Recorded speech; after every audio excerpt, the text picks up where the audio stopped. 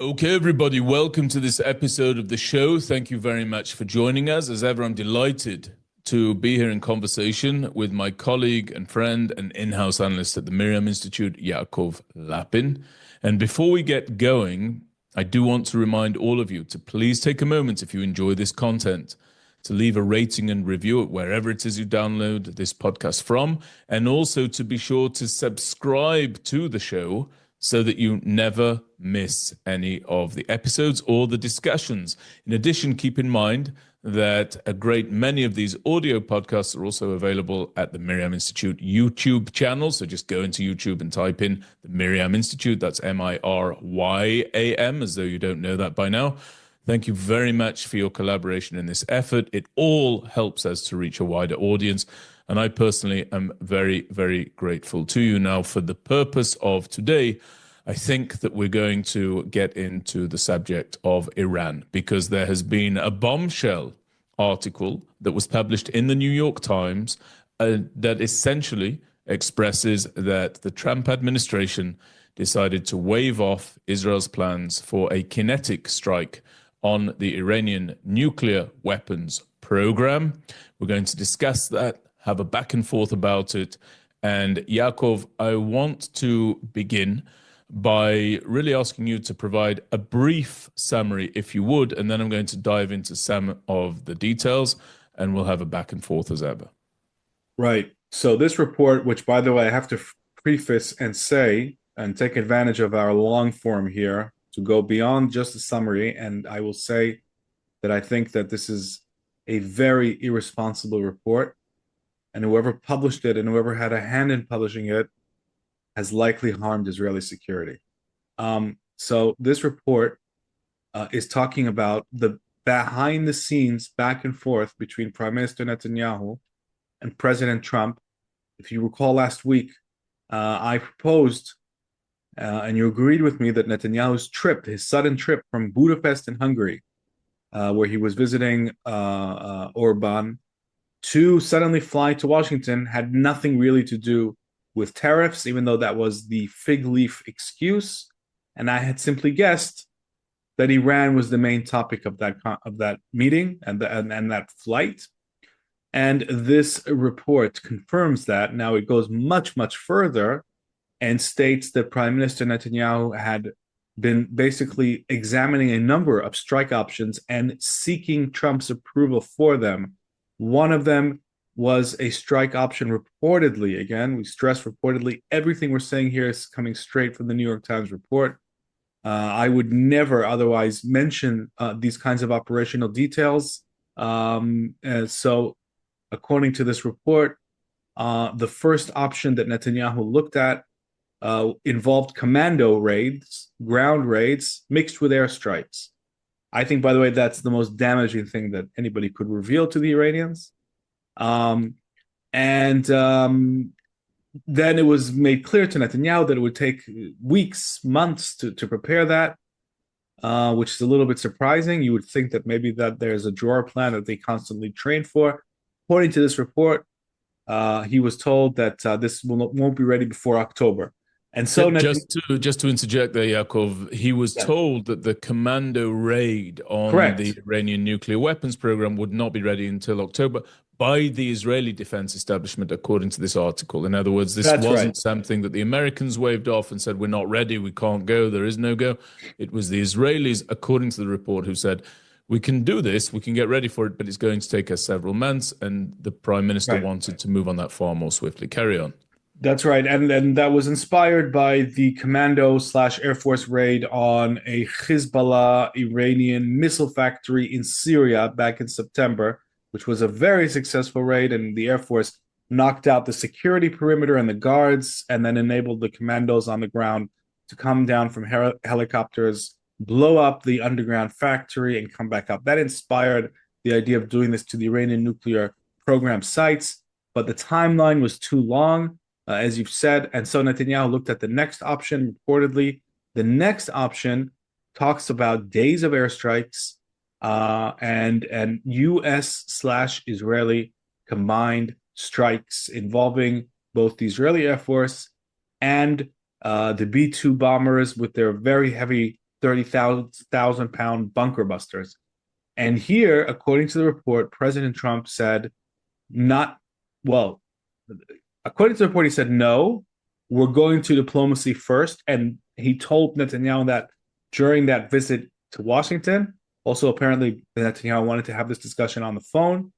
President Trump said, no, you're coming to here. I don't want to talk about Iran options on phone. Come here. We'll talk about it face to face. And that's what happened. And this is when Prime Minister Netanyahu learns that there's a diplomatic track that's going on and about to begin in Oman, reportedly. Now, since that report has been published, two things have happened that the listeners and the viewers should know about. Number one, there's been a firestorm here in Israel because of that report.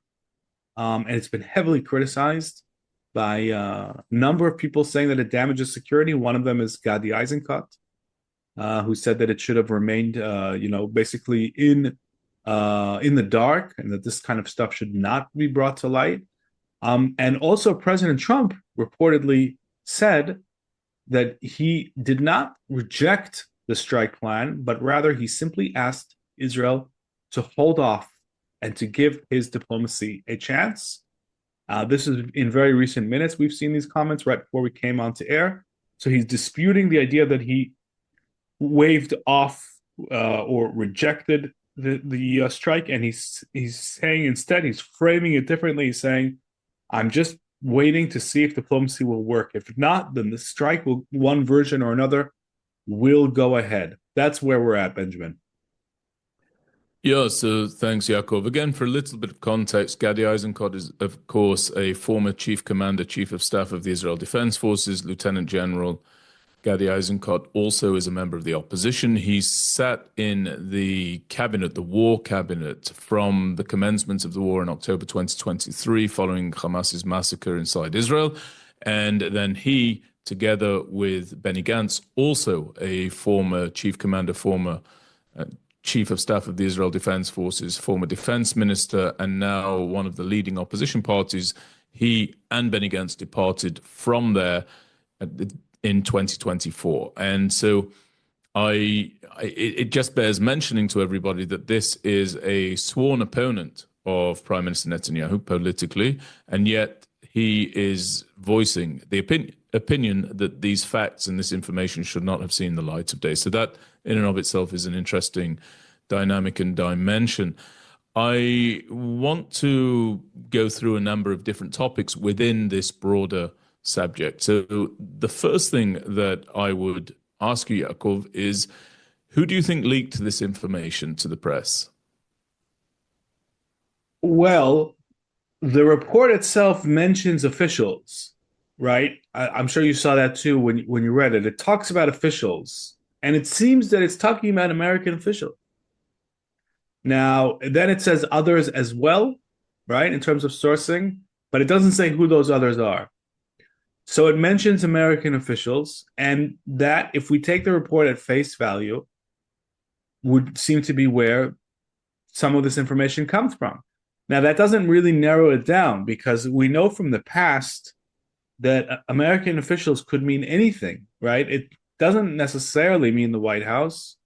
It could be the State Department, or it could be the CIA, or the idea that there's an American official and we therefore know where it comes from is wrong, because the United States diplomatic and security communities are vast. And in the past, they have leaked things in order to promote a certain agenda against the wishes of other aspects of the American state. There have been cases where the State Department has leaked things, very, very likely, against the wishes of the Pentagon, just as an example. So we don't really know where this comes from, is the bottom line.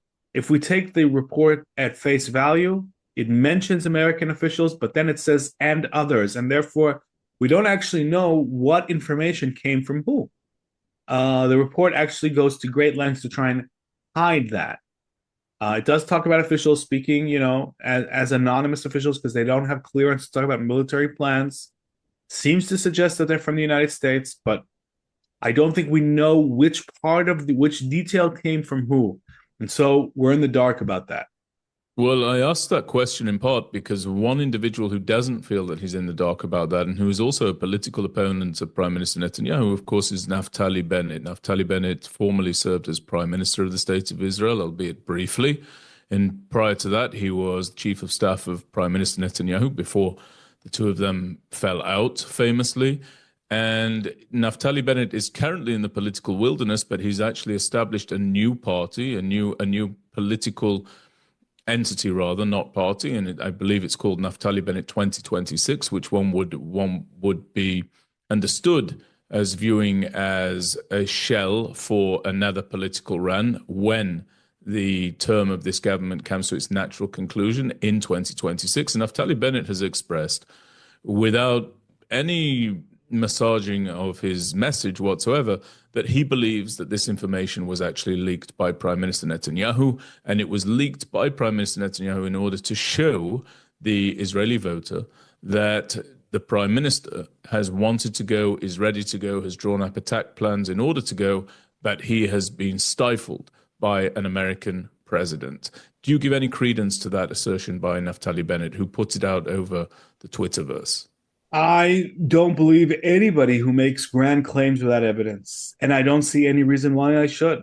The last claim I'm going to believe is one that's made in the context of political feuding between different camps when it's extremely convenient to throw out that kind of accusation.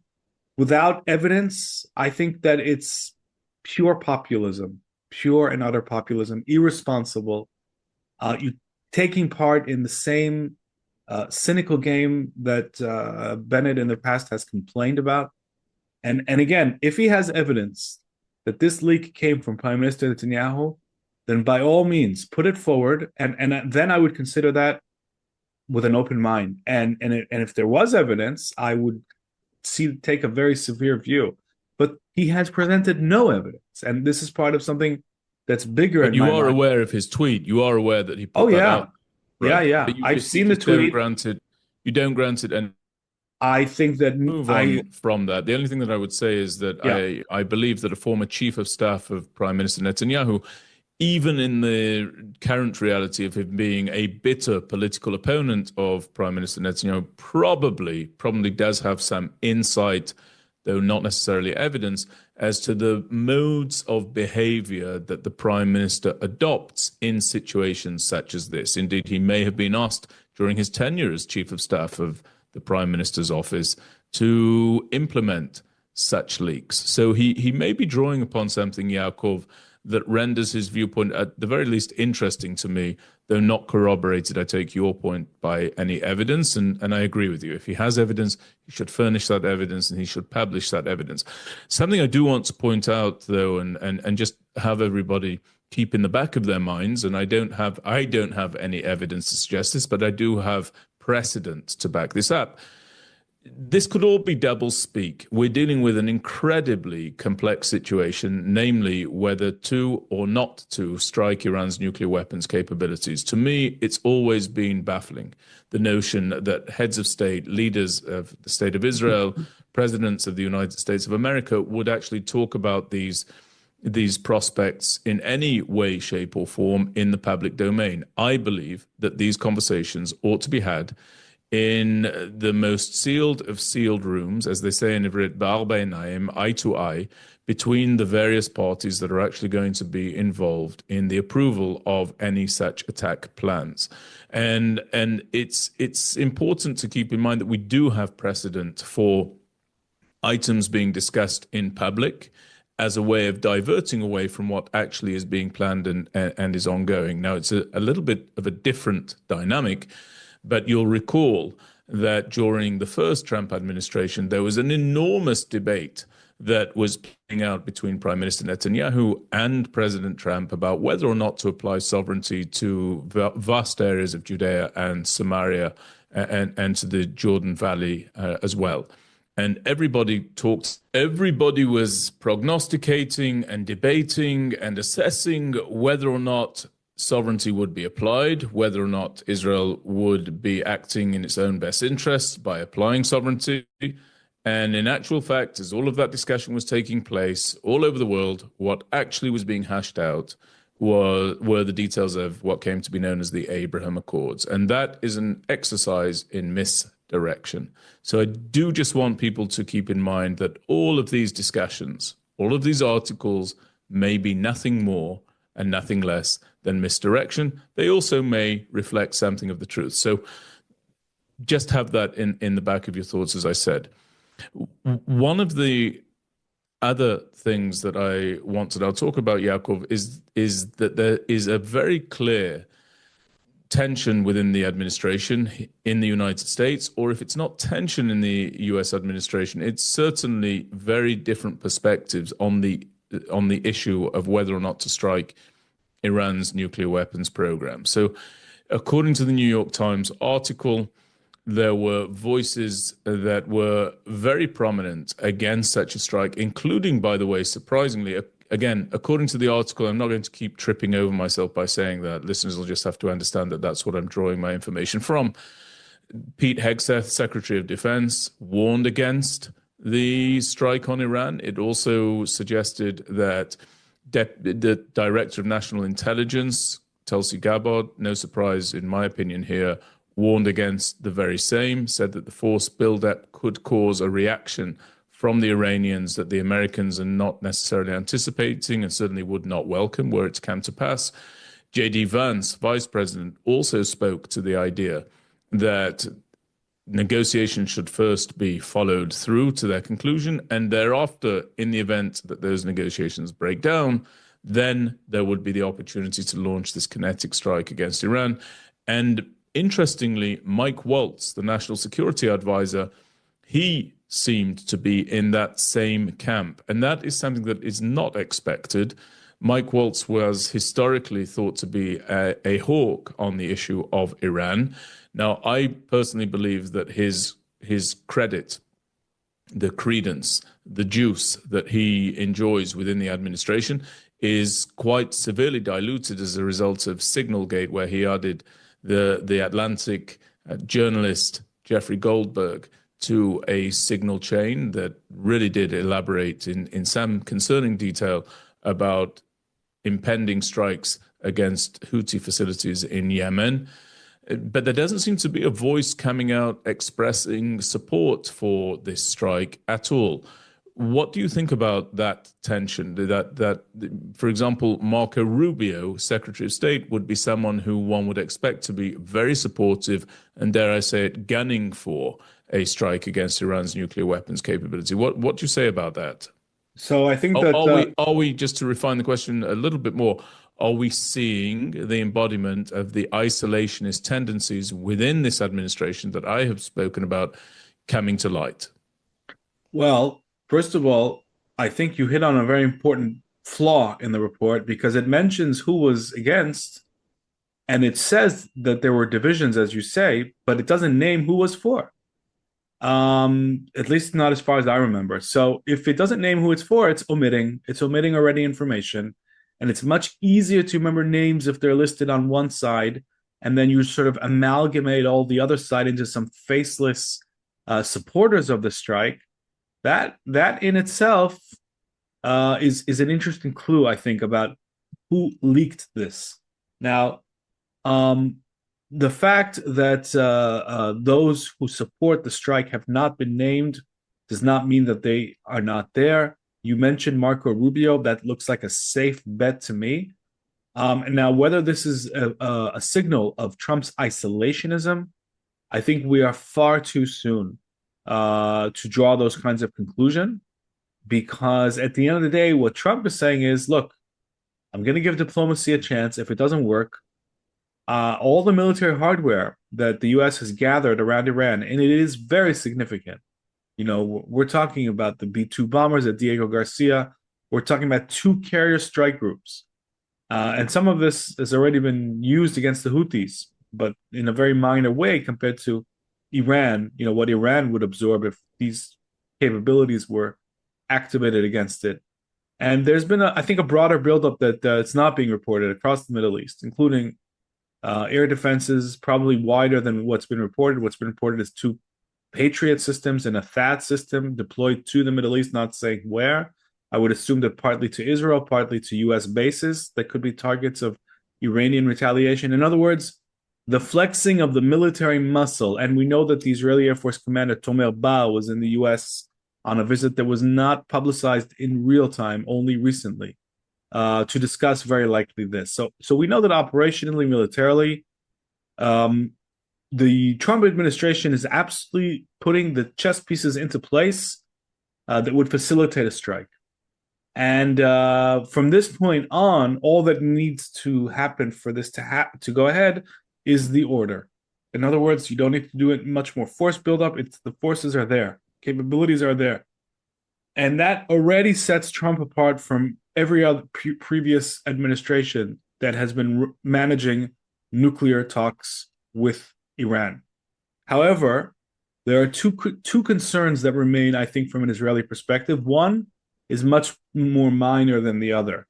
The first concern that I've heard observers say here is, are the Iranians going to, as Trump says, tag him along, draw this out? The Iranians are the best at this in the world, using negotiations as a smokescreen to waste time, to wait out the West, wait out the administration, drag them into endless tit for tat.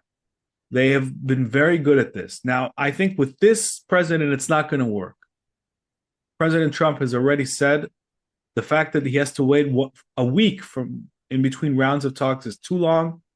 He said, I'm not going to let the Iranians, drag this out. So I believe that. I think that for him to be impatient, even after the first round, is a good sign. So I'm less worried about that scenario. The second scenario, and this is really the $64 million question, is what is Trump's objectives in these talks? What does he actually want to achieve? This is the big question. Nobody knows, right? We had Steve Witkoff, the U.S. Special Envoy. First, he gave an interview, I think it was on Fox, talking about enrichment. And this set off a lot of red lights in Israel. And the reason for that is because if the Trump administration is only going after a freeze of uranium enrichment, that is very similar to the past goals of Democratic administrations and the Obama administration. The JCPOA in 2015 basically just froze uranium enrichment.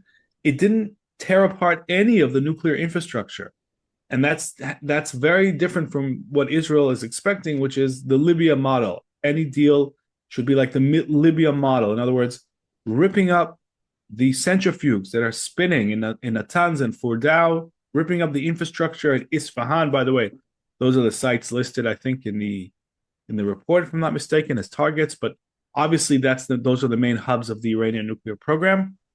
And if it's just enrichment, this is not good news at all. But then Witkoff clarified. He said, we want to eliminate, not only freeze enrichment, but eliminate enrichment.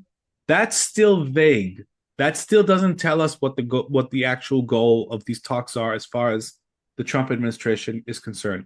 And I think this is the biggest question mark. This is the thing that's bothering Israeli observers the most, is we don't actually know what the stated goal of these talks are as far as the Trump administration is concerned. And my final comment on this is, look, I have been saying for a while now that the art of the deal, as impressive as it may be, is never going to work with jihadists. And I believe that that's a rule of thumb. It doesn't matter if we're talking about jihadists in Hamas or jihadists in Tehran.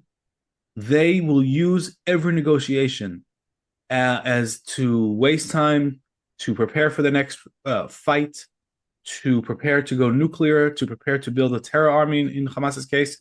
The art of the deal doesn't work with these people.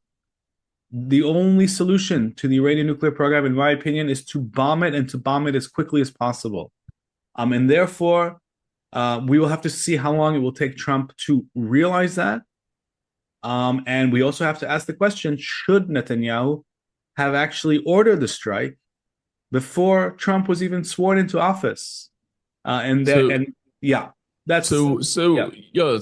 one individual, Yaakov, who's not been vague at all in his response to this has been Prime Minister Netanyahu. People may recall that after the meeting that took place in the White House, during which President Trump announced that the United States is entering into direct negotiations with the Iranians and also gave the date and time during which that would commence. The Prime Minister released a statement in Ivrit that expressed that if negotiations could bring about an end to the Iranian nuclear weapons program, that would be great, but it would have to be that that end was punctuated by the complete destruction and detonation and blowing up of the nuclear facilities under the supervision of the Americans with American oversight of the entire project. So he is very, very clear about what he expects the goal of the negotiations to be and the outcome of the negotiations that he would accept, and anything short of that he's not going to accept. Now, I'm actually very pleased and very buoyed by this article, because while it may have impeded and may have endangered Israeli national security, what it shows to me is that at the very least, Israel is still in the midst of a serious planning process to detonate these capabilities. And it's doing so using capabilities that we know it has, namely the flight time and the flight distance over to Iran. It's shown that it's able to do that. We are able to do that by way of the various raids we've carried out, not only on Iranian air defense capabilities following the 2 ballistic missile attacks from Iranian sovereign territory onto Israeli sovereign territory last year, but also by way of that commando raid inside the missile manufacturing facility that the Iranians had inside Syria, which incidentally, it's important to recall, was undertaken by commandos of the Shaldag unit, which is the Air Force commandos of the Israel Defense Forces, in a time of a hot war when that unit has no shortage of work to undertake. So Israel was at once able to prosecute the war inside the Gaza Strip and the war inside southern Lebanon, and yet assign these commandos to the detonation of that facility, which flies in the face of the theory, incidentally, that we need until October to ready ourselves in order to carry out this mission inside Iran. I actually think that there are these units that are constantly on standby, and we may just be hearing this notion that they're not ready and we can't spin them up until October. For various other reasons. I don't think that that's necessarily grounded in reality. But there are interesting aspects about what was being prepared for that do give something of a greater hand, putting ourselves into the shoes of an American administration for a moment, Yaakov, something of a greater hand to an American president to say, hold off. Whether we agree with that or don't agree with it. By the way, to declare my hand, I do not agree with it. I do not agree with the notion that Israel should hesitate. I don't agree with the idea that Israel should wait. I think that this strike should be now. I think it should have happened a long time ago. But if ever there was a moment where Iran is weak and exposed and enfeebled and unable to bluster and economically damaged and downgraded, it would be this moment. And so I'm very confident that Israel can do this by itself. I'm even more confident that Israel could do it in concert with the Americans. But of course, this plan, or these plans that we're learning about, involve not just American defensive augmentation to the plan. So if, for example, Iran was to seek to retaliate, America would be called upon in order to blunt that retaliation, specifically against Israel, but not exclusively so. Here, it seems to be that there are attack plans that call for the offensive engagement and partnership of the Americans, not in the commando raid. I haven't read that American crack forces would be involved in that, but certainly in the aerial strikes around the detonation of these sites and also in advance of sending in the commandos. So given that there is that element of American involvement, there is also, just by sheer dint of that fact, the opportunity for the Americans to say, okay, if you're expecting us to go with you, we at least get to say when. So I'd like you, with that in mind, to game out what you think is likely to be the next step of President Trump when it comes to this particular dilemma, whether to strike Iran or not to strike Iran. By the way, one eventuality that could come to pass might be that the negotiations take place under fire. There's massive ordnance, to your point, that is now proximate to Iran. I know that people are saying, well, either the negotiations fail and we strike, or we strike and there are no negotiations. But you could also have negotiations under fire. You could have the ratcheting up of military pressure on Iran, and that could drive the Iranians to the table in a manner similar to that which we hope will come about in the case of Gaza, that we're ratcheting up the military pressure, and we're hoping that will bring Hamas back to the negotiating table to send us home our hostages. What do you think Donald Trump's likely next step will be? And then I want us to game out what we think Prime Minister Netanyahu's next step will be, given this new reality. So I think that President Trump is going to discover quite soon that the Iranians have no intention of taking apart their nuclear infrastructure, and that they are taking him for a ride. And my expectation and my hope, they're not always the same, and quite often they're not. But in this case, my hope and my expectation are pretty much in the same place. And I think that I would be surprised if President Trump does not green light a joint operation. But I think that the Israeli Air Force is going to play a very significant role. So the big question is, in a scenario of a joint operation, what role would the Americans have? You've just alluded to this. And I think, it really comes down to this idea of the heavy bombers, those B-2s, the strategic bombers. That's what Israel doesn't have. And those are the aircraft that can drop those heavy bunker busters that, as far as we know, Israel is not in a position to drop from its fighter jets. Israel has plenty of operational ways that it has spent years working on and practicing. We have to assume that many of these strike options are not in our public domain, or necessarily even in some of our imagination. So Israel has the ability to deliver. Okay, but don't veer off the question. I want you to address yourself to this issue of Donald Trump. What do you think his next move is likely to be here? So I'm going very deep into the first scenario, which is that he greenlights a joint strike, a joint American-Israeli strike. And and in this scenario, I'm trying to look at who is going to do what. Okay. Will Israel lead the actual kinetic attack? And if so, what role will there be for those heavy bombers and Diego Garcia with the bunker busters that, as far as international reports state, only the United States has? There's a certain contradiction in the claim that Israel is going to lead the strikes, and yet the best placed aircraft to destroy those underground facilities at Natanz and Fordo won't take part. That doesn't really add up. I would expect in any optimal military plan that certainly the Israeli Air Force, its F-35s, F-16s, and F-15s will drop plenty of munitions. But if the Americans are involved, I would certainly expect the B-2s to drop those bunker busters, because they are in a position to do the most amount of damage to highly entrenched nuclear sites that are deep underground, that the Iranians have spent years fortifying. Those B-2s are in the best position to get to them.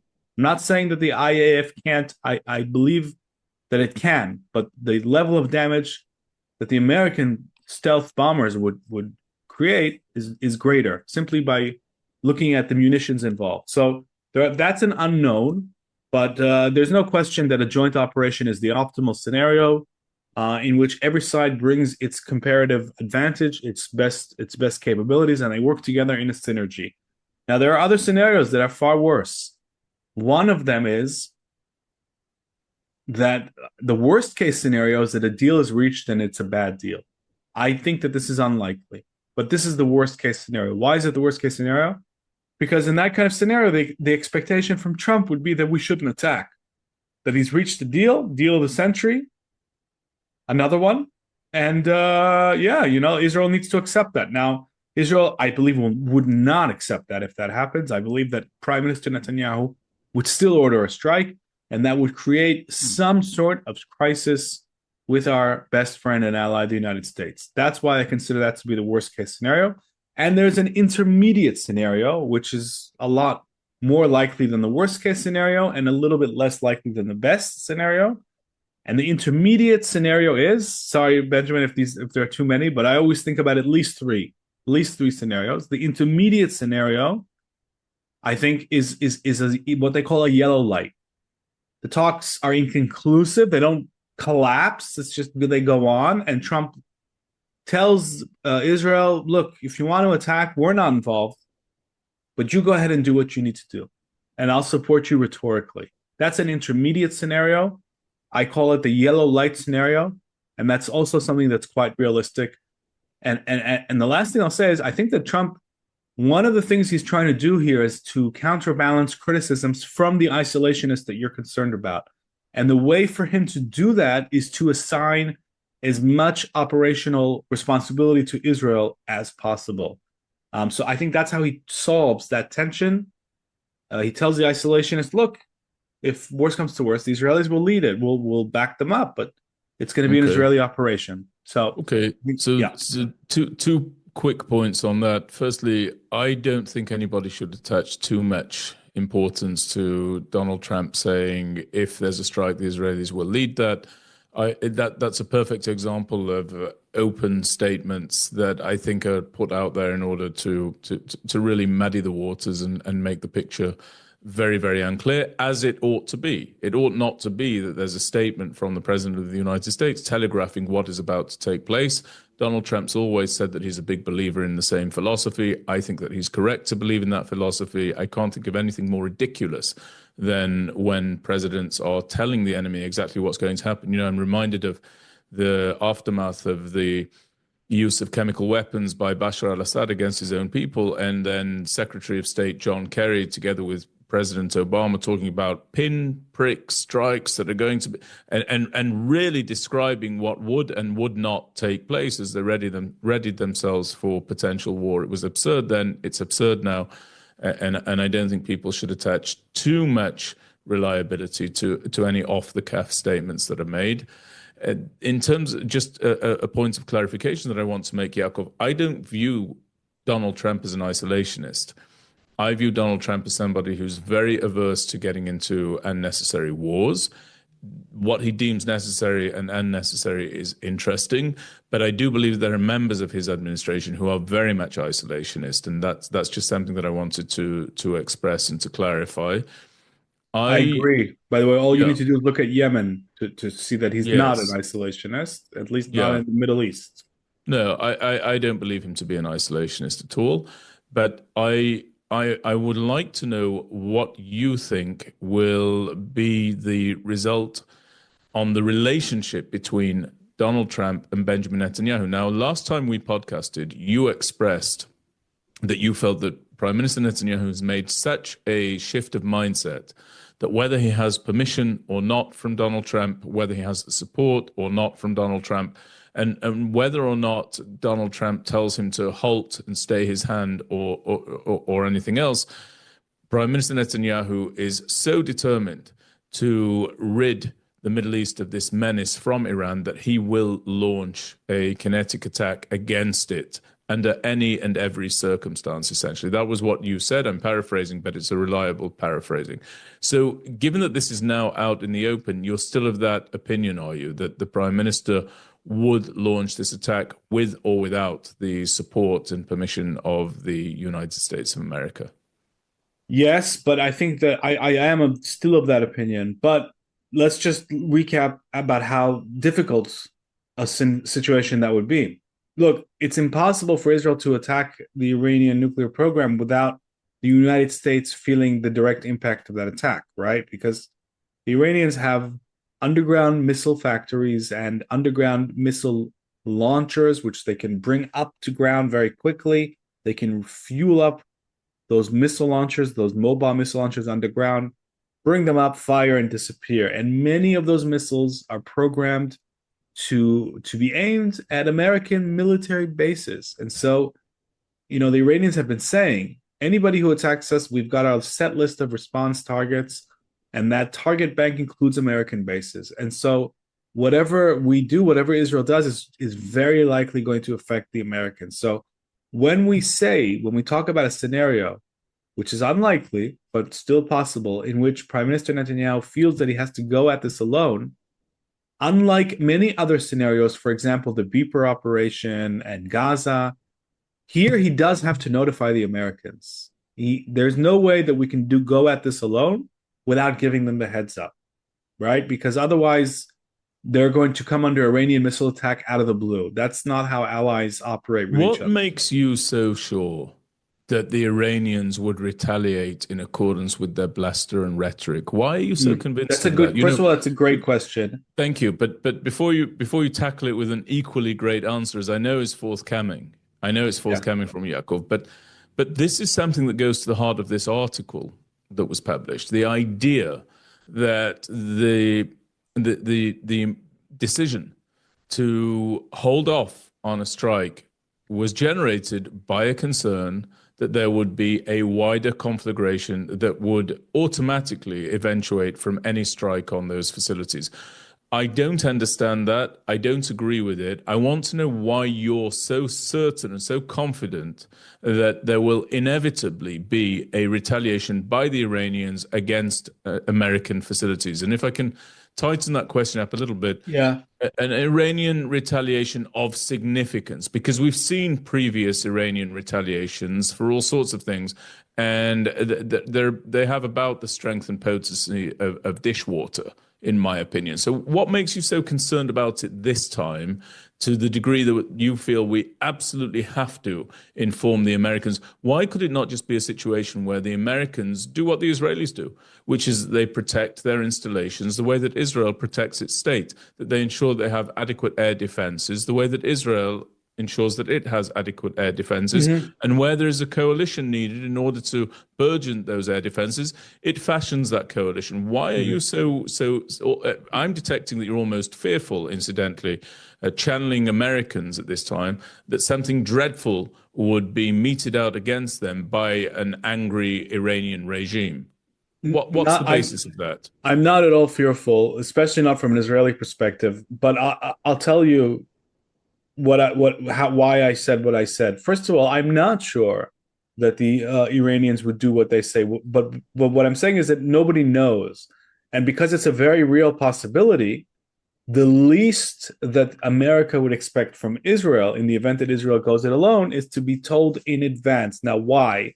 You talked about air defenses, so a lot of these American air bases are very close to Iran, and no amount of air defenses are going to be enough against the barrage. The Iranians can bring a lot more missiles to bear on, for example, the U.S. air base in Qatar, just as an example, okay, or U.S. bases in other places in the Middle East, than they can against Israel. You know, the 12, 13, 400, 1,400 kilometers that separate Iranian airspace from Israeli airspace are a lot bigger than the distance that separates U.S. bases from Iran. U.S. bases are in the line of Iranian fire, and that makes them much, much, much more vulnerable to larger barrages of missiles. you think they only counter that vulnerability once Israel has struck nuclear facilities in Iran? I don't accept that at all. I think that they have a responsibility in an ongoing, constant fashion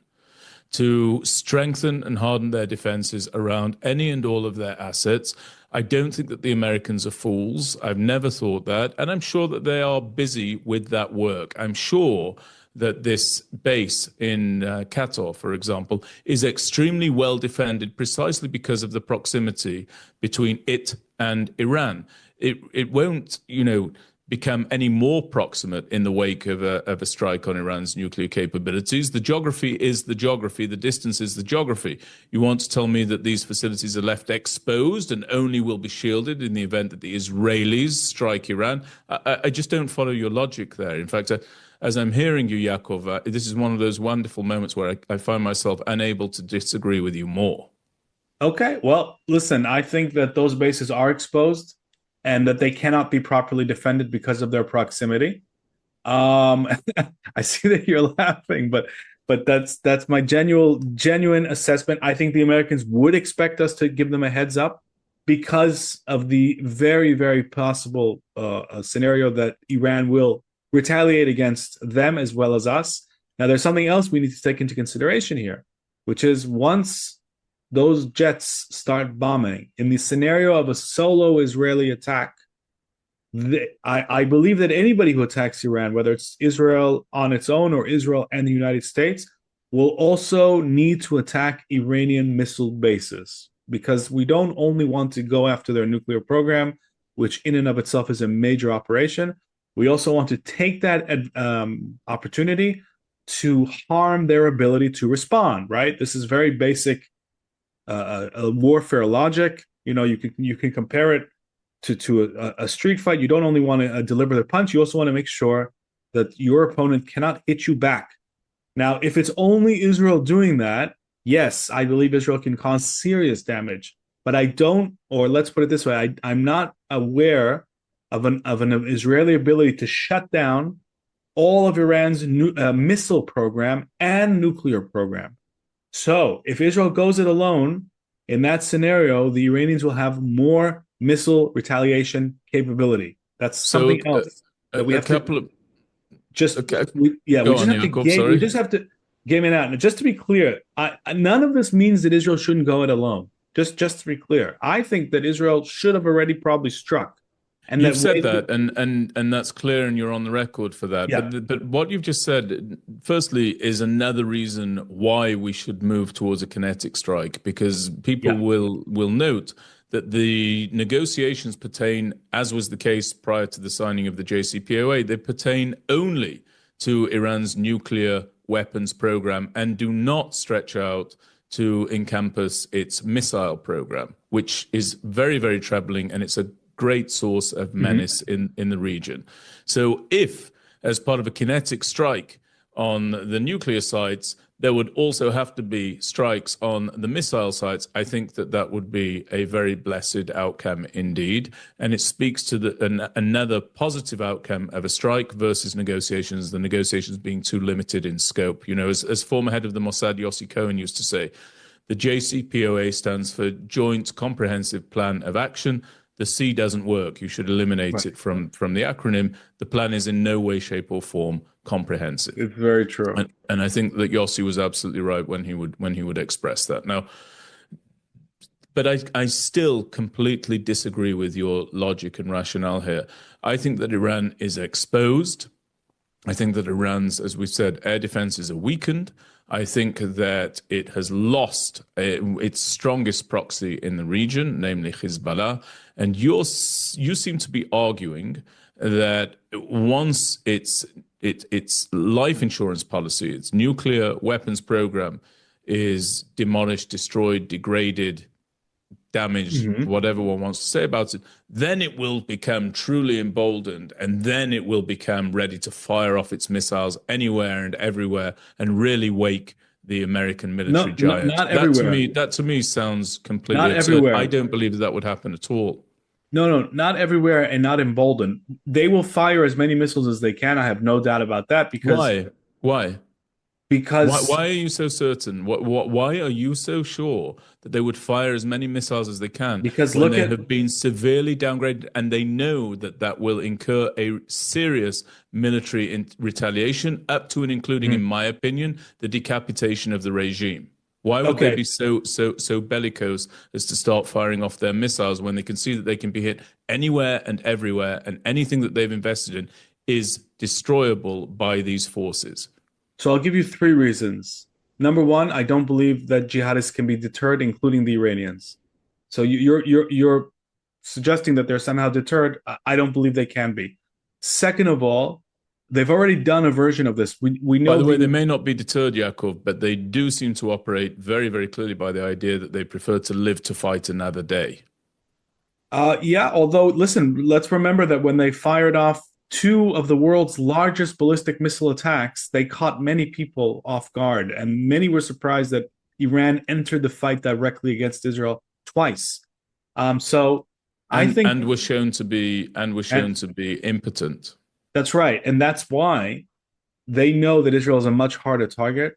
They know that, but those bases are not hard targets. Those bases are soft targets because of their proximity. Now, here's the 2 other reasons. Number 1, do you remember what happened after Trump killed Soleimani back in January 2020, right before the corona set in. This is something that's often forgotten, but the Iranians rained down a barrage of ballistic missiles on two U.S. bases, I think in Iraq. One of them is the Al-Assad base, and dozens of American soldiers suffered brain injury, even though they were in a some sort of bomb shelter. This was a serious attack. Now, this is Trump is in power. He just killed Soleimani. The Iranians had no hesitation raining down ballistic missiles on Al-Assad military base in Iraq. And guess what? That base was hardly defended because it's so close. So that's number two. Number three, and this is, I think, the biggest reason why I think they will lash out with missiles, and we should expect that, is because there's this thing called domestic pressure, internal pressure, right? The regime has a base and it has to answer to that base. It's not a democracy. They rule as a tyranny, but they have to show, in the basic language of street language, that they deserve to be on the block, that they're not going to be pushed around, even if that leads to serious damage. They have an honor in their mind. And so when they are hit, when their nuclear program is hit, they will have to turn around to their base, their clerics, their radical supporters in Iran, the fundamentalists, and they'll have to, and who will ask, "What did you do to protect the honor of the Islamic Revolution? Did you just roll over?" And they will say, "No. Despite the odds against us, we hit back. We fired missiles." And if they cannot turn around and say that, they will face revolt from within. Their legitimacy will crumble, and they will look terrible in the eyes of even their own base, and that could cause domestic instability. And that's the real reason, in my opinion, why they will lash out with missiles. No matter what happens, no matter who strikes, we should expect them to hit back with missiles. These are not deterrable actors, in my view.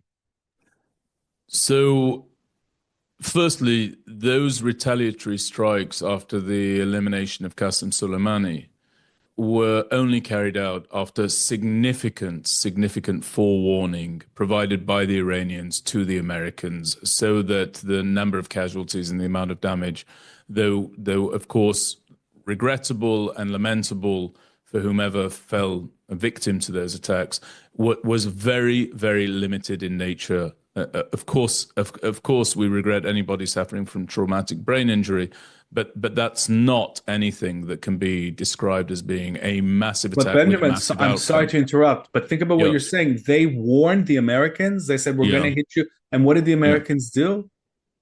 Nothing. Nothing. What do you mean they did nothing? They didn't hit back. They said, "Okay." No, that's true. They didn't hit back. They did not hit back, and I take your points about that. By the way, as you speak, you realize that if you were in the Trump administration, you would be one of the voices urging the president to waive off Israel's ability to strike Iran right now. No, this seems to be on the exact contrary. I would say we should hit them now with the Israelis, because that will limit their missile launch capabilities, and this nuclear program has to be removed from the face of the earth. But your rationale right now about the retaliation, and again, I'm speaking about waving off an Israeli strike against the nuclear program. The rationale of those who are advising the president to say, now is not the time, don't allow it, put it in a box for the moment, is that there will be a huge retaliation from the Iranians. We've heard this time and time again, and you are now expressing that. What I believe would be much more likely would be that there would be a successful strike. I have no reason to doubt the abilities of the Israelis or the Americans to launch a strike. Incidentally, to your point about giving the Americans a heads up in the event that Israel launches that strike alone, I think that just has to be an ongoing, running, walking heads up. Namely, America needs to keep in mind that Israel views this very, very seriously. It may feel compelled to act, and America should be in an ongoing, walking, moving fashion, hardening its defenses around its assets in the region. And I'm quite confident, by the way, that that message will have been communicated. I'm also quite confident that Israel would let the Americans know in the event that we do launch the strike alone. And I'm confident the Americans would be perfectly capable of defending themselves. Where I differ with you, I mean, there are a number of places where I differ with you, but I think when it comes to the domestic pressure that you mentioned, you would see Iran have its nuclear weapons taken away from it. And if it then launched missiles towards American assets, there would be a huge retaliation from the Americans to that, an enormous retaliation. And that would bring about uproar in the streets of Iran from the Iranian populace, who would say, look what you have brought about, look what is being rained down upon us by way of your policies. I don't think that that would strengthen popularity within Iran's borders. I think that it would weaken it. So these are two opposing which views that you and I population have. base, though. Amongst greater Iranians, you might be right, but I think amongst the base, the fundamentalist Shiite jihadists that form the basis of that regime, I don't think they would have that reaction at all. And in fact, if that kind of thinking guided the Iranians, then they would offer to disband their nuclear program, because then they would be able to evade all of this. And they're not doing that. They're willing to risk the strike. They're willing to risk the war. No, on the contrary, they can evade all of this by having nuclear weapons. I've said this before. If we just look at the international state of play, regimes that have nuclear weapons endure. Regimes that have nuclear weapons taken away from them eventually fall. Sometimes it's immediately, but they're not nuclear not. now, right? You agree with me that they're not nuclear? The threshold. And by the way, there are some schools of thought that say that they may already be nuclear, but it doesn't behoove them to announce it. I think that's wrong, but I think those assessments are wrong. I agree with you. I'm just saying that there are those schools of thoughts. I want to finish with a couple of thoughts about Israel's view on the issue of nuclear weapons in the region. And I'd love to get your perspective on this, Yaakov. So look, ultimately, the state of Israel has designated nuclear proliferation in the region as a red line when it comes to its security doctrine. Right? Do you agree with me on that? It's an existential red line, yeah. Absolutely, thank you. It has stated very, very clearly that it does not and will not accept nuclear containment as a reasonable outcome of any negotiation. And Israel views the advent of nuclear weapons in the Middle East as a clear and present, to your point, existential threat to the state, and therefore it cannot be accepted. Now, it has also, in my opinion, shown great form. It has shown great form for enforcing that doctrine, not just in word, but in actual deed. In 1981, in June of 1981, Israel launched an aerial raid against the Iraqi nuclear weapons program in Iraq, successfully demolishing that. In 2007, Israel launched Operation Out of the Box against Syria's nuclear weapons program in southern Syria, successfully demolishing that. It did so, incidentally, Yaakov, against the will of the American governments in situ. So in 1981, you had Prime Minister Menachem Begin, my favorite, Prime Minister Menachem Begin, take the decision to send Israeli F-16s to detonate that program. And reacting to that, Ronald Reagan, who was the president at the time, actually placed an embargo on the shipment of F-16s to Israel. And the reason for that, it was eventually lifted, but the reason that he did that was that I believe in 1952 there was a bilateral agreement signed between Israel and the Americans that expressed that hardware that Israel purchased from America could not be used against Israel's neighbors, whether they be immediate neighbors or regional neighbors, unless it was with a view to carrying out clear acts of indisputable self-defense. And I'm paraphrasing that. And the meaning of that phrase, clear, indisputable self-defense, was what ended up being litigated. Begin felt that a nuclear weapons program had to go, and striking it was a clear example of self-defense. Ronald Reagan felt differently. Nonetheless, it was done. In 2007, You had Prime Minister Ehud Olmert in situ. He became aware of this nuclear weapons program that had been the know-how for which had been purchased from the North Koreans, incidentally. So a very, very different way of gaining nuclear capabilities in that Yeah. sense than And the what we're Iranians seeing were in also Iran. involved in that program too, reportedly. Yep. Wherever there's something that is wrong and that is the deed of a bad actor, the Iranians are somewhere in the background or the True. foreground. But Ehud Olmert became aware of it, and he went to the United States and he implored someone who is viewed very much as a great friend of the state of Israel, George W. Bush, for the Americans to take out the nuclear reactor. George W. Bush, suffering from war weariness as a result of American entanglements in Afghanistan and in Iraq, said, absolutely not. We're not getting involved in it, nor are you going to do this. What we need you to do is now resolve this through the United Nations.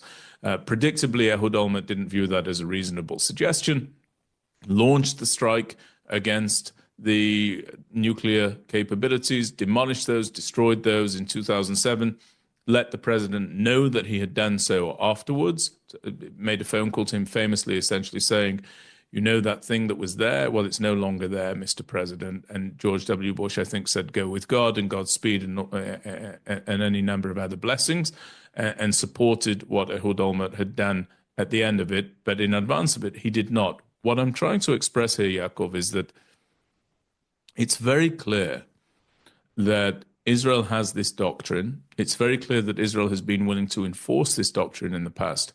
But there are 2 points that I want you to give me your thoughts on. The first, in both of those cases, the strike on Iraq, the strike on Syria, those conversations took place in total and utter privacy. The question of whether or not to strike was never laid at the feet of the American electorate or the Israeli electorate. The leaders of both countries in both scenarios felt that this was not a conversation for popular consumption. And because of that, I would argue it gave Israel greater freedom of movement. It was able to be more decisive. It was able to order a strike because it didn't come on the back of or in the context of a clash in the open between an American president and an Israeli prime minister. So that's the first thing that I want to get your thoughts on. And the second thing is, ultimately, Yaakov, in both of those cases, there was no lack of a threat of unwanted outcomes as a result of a strike. Yeah. Particularly, and most recently, when it comes to Operation Out of the Box in 2007, I know because I've interviewed Major General Eli Shkedi, who was the commander of the Israeli Air Force at that time, who oversaw that bombing raid of the facility in Syria. And one of the main things that they were preparing for were the retaliatory strikes that they anticipated might come from Syria. So Right. the pressure was always on. It was always there. The outcomes could always have been significant, but it was clearly reasoned that whatever those retaliatory strikes may or may not be, and ultimately in both cases, they were essentially nothing whatsoever.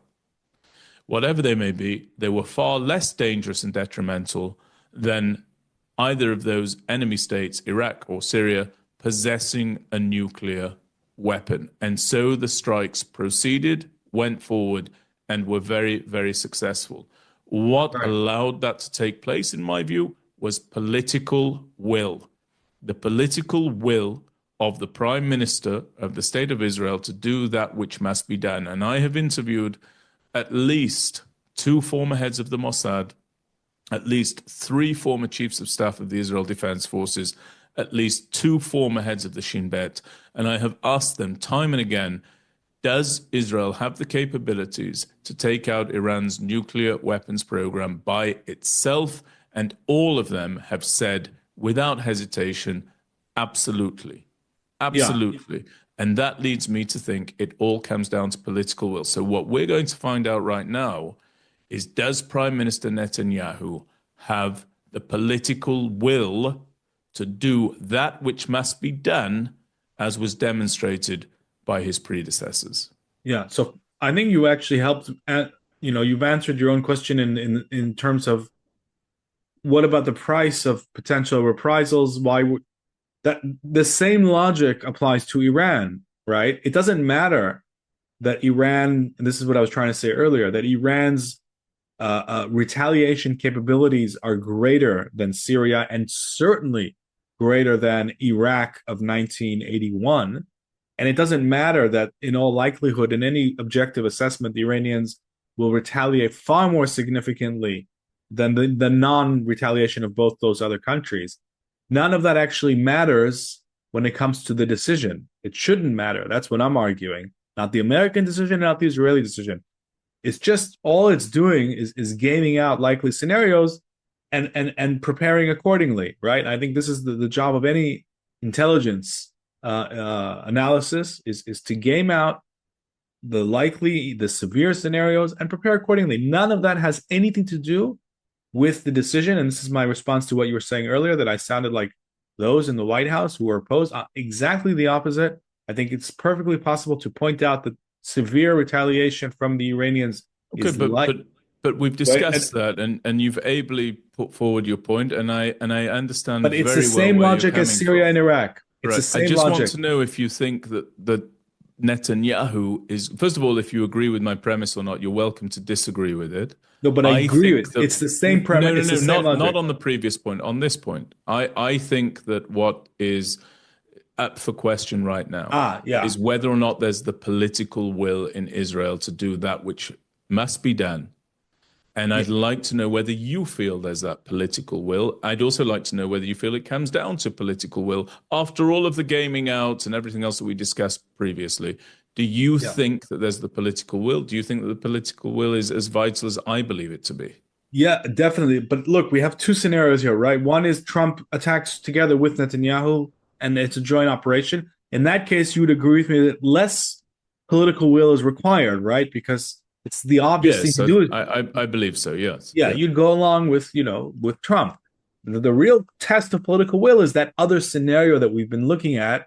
What happens if Israel has to go it alone? And we're assuming that in that scenario, first of all, that Israel will go it alone. That's, I think, our joint assumption. And I think that is the case, that if the talks reach a bad deal, or if they just splutter out, in either one of those cases, Israel will go it alone. Of course, it's a matter of political will, 100%. And what you really resonated with me, what you told me about what you were describing earlier about there was so little talking involved. So little, yeah. In the lead up, I mean, there was none in the lead up to the Syrian, because that was a secret program, and Israel didn't want the Syrians to know that Israel had figured out there's a nuclear program. And also with Iraq, there was none in the lead up because these were secret programs. So, okay, the Iranian program is not secret, so it makes sense that there's more talk. But at the end of the day, the chief of staff, the new chief of staff, Eyal Zamir, he has a phrase that he's been repeating, which I think is exactly the right phrase when it comes down to all of these situations, which is, we will let our actions do the talking. That's the right approach. All of this talking is really causing damage. I think it's doing nothing good anymore. The time has come to act.